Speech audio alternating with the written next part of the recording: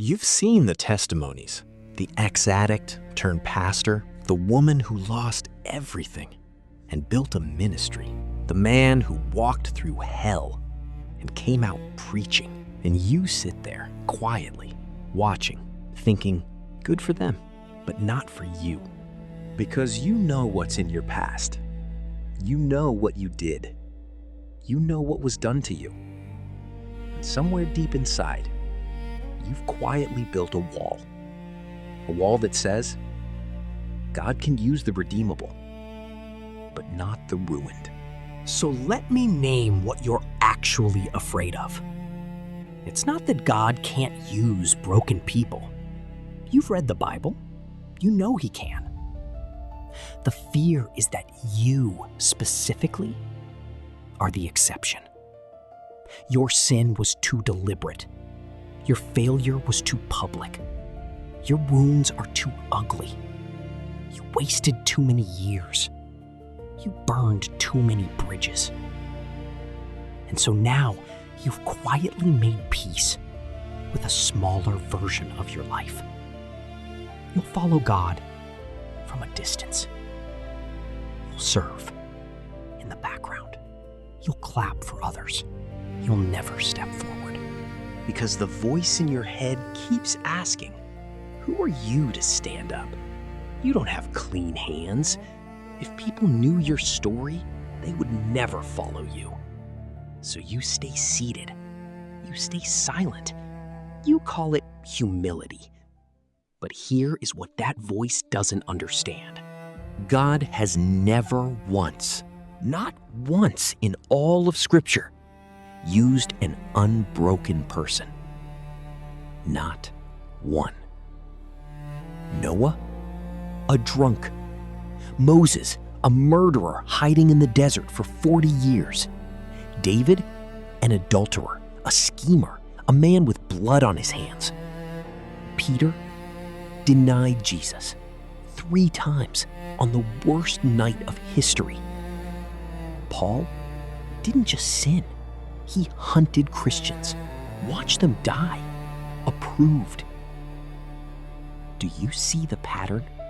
God does not recruit from the healed.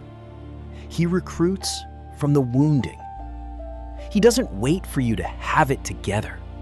He moves into the wreckage. Because a polished life doesn't need faith. A broken life has nothing left to trust but God. And that is exactly the posture He works through. But here is the subtle lie you have accepted as theology. You think brokenness is a disqualifier. God says brokenness is a prerequisite. You think your scars make you unusable. God says your scars make you relatable. And relatable is how transformation spreads. Nobody is changed by the man who never struggled. They are changed by the man who struggled and survived. They are changed by the woman who was shattered and is still standing. Your story is not your shame. Your story is your weapon. But shame has convinced you to put the weapon down. Shame says, be quiet, stay hidden, don't let them see. And while you stay quiet, the people who needed your story are sitting in their own silence, thinking they are the only one. Isaiah 61 doesn't say God comes for the wholehearted. It says, He has sent me to bind up the brokenhearted. The brokenhearted. And then, 2 Corinthians 12:9, God tells Paul directly, my power is made perfect in weakness. Not in strength, not in credentials, in weakness. Which means the version of you that is most powerful before God is not the cleaned up version you are waiting to become. It is the broken version that finally stopped pretending. Here is the model you've been living inside and why it is keeping you stuck. You've been operating on a performance model. God works on a surrender model. Performance says, fix yourself first, then God can use you. Surrender says, bring what you have. I'll do what you can't. Performance is exhausting because you are not enough. Surrender is freeing because He already is. Moses said, I can't speak. God said, I know. Go. Gideon said, my clan is the weakest. I am the least. God said, I know. Go.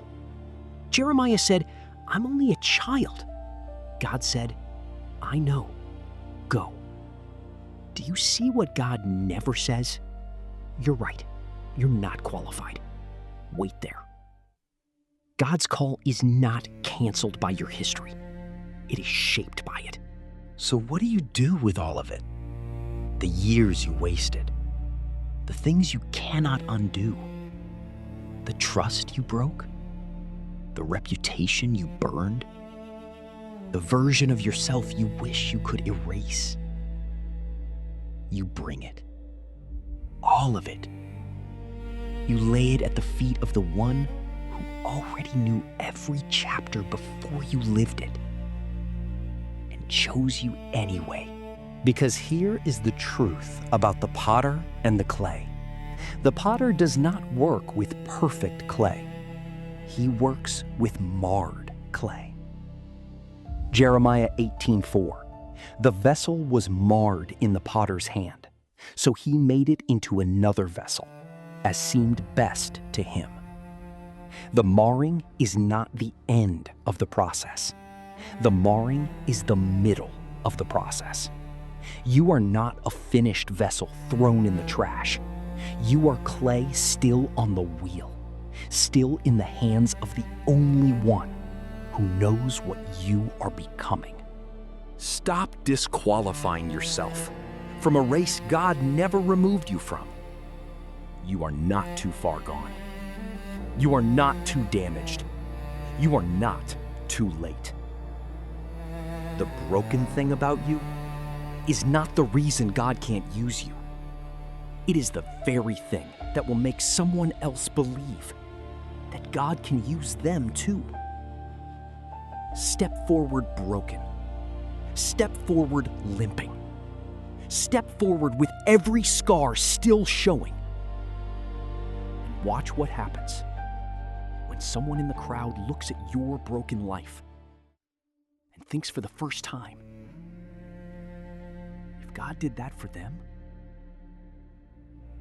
maybe He'll do it for me. That one thought in one person's heart is worth every broken piece of your story. Go to the comments. Write this: I am not disqualified. I am being shaped. Say it like you mean it, because the enemy is not afraid of your perfection. He is afraid of your persistence. Get back up.